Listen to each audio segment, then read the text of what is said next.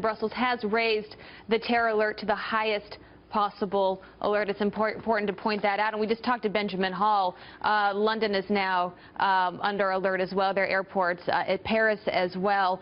So just an unsettling situation across Europe at this moment. If you're just tuning in, 5 explosions this morning around 8 a.m. 2 at the Brussels airport, international airport, 3 at the metro stations. Belgium News is reporting 23 are dead, more than 30 injured. And as Heather was saying, this comes just 4 days after the terrorist behind the Paris attacks, Salah Abdeslam, was captured, 1 day after a new Paris terrorist suspect was identified. But this is still a very fluid situation. Reports are just coming in, so we are giving you all the information as we are getting it. But Heather, the big question still remains, who is behind these attacks? We're hearing reports of a possible suicide bomber, suicide vest, but that is the big question here that we just don't have the answer to at the moment. Yeah, the Associated Press and Reuters reporting that at least one of the explosions at the airport there was caused by a suicide bomber, while Lead Ferris reporting to us that his sources saying that there were at least 3 suicide vests located at the airport. We do have this information just coming in, and I want to read this to you because it's coming from Belgian authorities, and it says, airport and subway blasts in Brussels have prompted a citywide lockdown after at least, this is saying 13 people, I think we have an updated number, which is 23 dead, but 13 to 23 people were killed in what officials say are terror attacks. So they are now officially calling this terror attacks. That would seem obvious to most people sitting at home. I mean, clearly this is a terror attack. But what we don't know is who is ultimately responsible. But it's officially being called a terror attack. Many injuries as being reported. Passengers saying that there was blood everywhere, injured people everywhere, and bags everywhere. Let's bring in our Fox News national security analyst, KT McFarland. KT, you joined us earlier. We have some additional information that's been coming in. What's your take on what has occurred now with the new information? Heather, I think that the main point of all of this is the new Europe. Europe has 5,000 terrorists who have gone from the European countries into the Middle East, into ISIS training camps, and are now back in Europe. That's not me saying that. That's the head of the European police, Europol.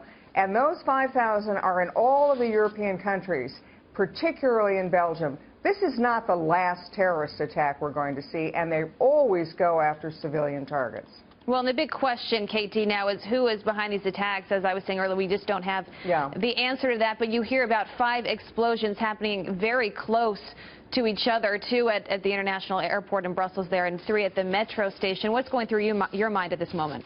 Well, Abby, it's always civilian targets. It's soft civilian targets. Why is that? Because military targets are hardened. It's harder for terrorists to get into those areas, police stations, military bases. So they go to the large public gatherings, they go to subway stations, they go to airports, they go to train stations. And the symbolism of Belgium, head of the European Union, is right there. It's the headquarters of NATO forces. It's the headquarters of American forces in Europe. If you're going to strike something, this is like striking the mall between the White House and the Capitol building. They have now struck at the heart of Europe. Yeah, at least 226 destinations all around the world handled by this airport alone. 23.5 million passengers last year. This coming early this morning when people would be starting their day traveling in the departure area, specifically Associated Press saying near the American Airlines. Well, I just want to point this out, Heather, as well. This is coming in just now from the Associated Press, saying many injuries reported. A passenger just arriving at the airport described a scene with, quote, blood everywhere, injured people, bags everywhere. European officials have been braced for a major attack, they're saying, for weeks, and warned that the Islamic State was actively preparing. That is from the Associated Press, but obviously just all reports as of now. KT, though, your response? This is now showing the new vulnerability. Whenever anybody goes to the airport, you go through a lot of screening and detection on your way to the gate. You're not allowed to go to the gate unless you're a passenger. Where this happened is before the gate. This is as a car pulls up. This is where you go get your tickets. There's rarely security at any airport in the world at that point. That is the soft underbelly of the transportation system, and that's why they've struck there. It's going to have every airport in the country is now going to reassess its security procedures, not only in the U.S. but in the world. We're already hearing Paris is up there, level of security. Also London, we have Benjamin Hall there. KT, we got Salah Abdeslam on Friday. He was sharing information saying that there would be another attack, saying that the terror cell was larger than we knew, and then this occurred. Do you believe that this was possibly the attack that he was talking about, and how do we fight back?